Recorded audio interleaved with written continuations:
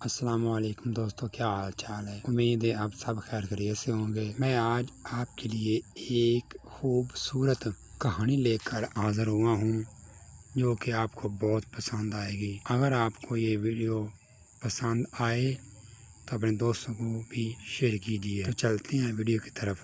زبان کی کہتے ہیں کہ کسی جگہ پر بادشاہ نے 3 بے گناہ افراد کو سزائے موت دے دی۔ بادشاہ کے حکم کی تکمیل میں ان تینوں کو پھانسی گھاٹ پر لے جایا گیا، جہاں ایک بہت بڑا لکڑی کا تختہ تھا جس کے ساتھ پتھروں سے ہٹا کر ایک مینار پر ایک بہت بڑا بھاری پتھر مضبوط رسے سے بندھا ہوا تھا، ایک چرخے پر جھول رہا تھا۔ رسے کو ایک طرف کھینچ کر جب چھوڑا جاتا تو دوسری طرف بندھا ہوا پتھر زور سے نیچے گرتا اور نیچے آنے والی کسی بھی چیز کو کچل کر رکھ دیتا۔ چنانچہ ان تینوں کو اس موت کے تختے کے ساتھ کھڑا کیا گیا۔ پہلا شخص اس کے تختے پر عین پتھر گرنے کے مقام پر لٹکایا گیا اور اس کی آخری خواہش پوچھی گئی۔ وہ کہنے لگا، میرا اللہ تعالیٰ پر پختہ یقین ہے، وہی موت دے گا، وہی زندگی بخشے گا، بس اسی کے سوا کوئی نہیں۔ اس کے بعد رسے کو جیسے ہی کھولا گیا تو پتھر پوری قوت سے نیچے آیا اور اس شخص کے سر کے اوپر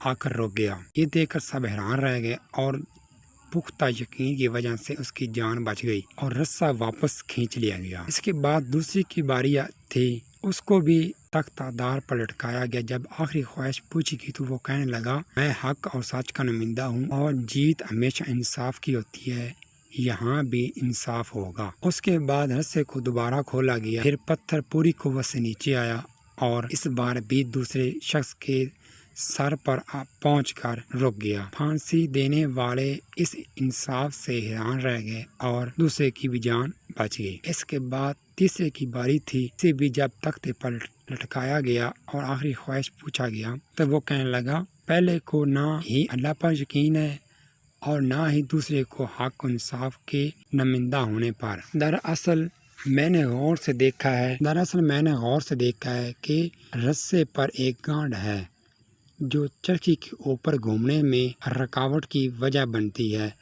جس سے رسہ پورا کھلتا نہیں اور پتھر پورا نیچے نہیں گرتا۔ تیسرے کی بات سن کر سب نے رسے کو بغور دیکھا تو وہاں واقعی ہی گانٹ تھی۔ انہوں نے جب وہ گانٹ کھول کر رسہ آزاد کیا تو پتھر پوری قوت سے نیچے گرا، تیسرے کا سر کچل دیا گیا۔ اس حقیقت کا نتیجہ ہے، بعض اوقات بہت کچھ جانتے ہوئے بھی منہ بند رکھنا حکمت میں شمار ہوتا ہے۔ اس لیے نبی کریم صلی اللہ تعالیٰ علیہ وآلہ وسلم نے ارشاد فرمایا ہے، جو چپ رہا اس نے نجات پائی، کہ یہ شخص چپ رہتا تو نجات پایا تھا، زبان نے انہیں ہلاک کر دیا۔ اگر یہ ویڈیو آپ کو پسند آئی ہے تو مزید اپنے دوستوں کو بھی شیئر کیجیے۔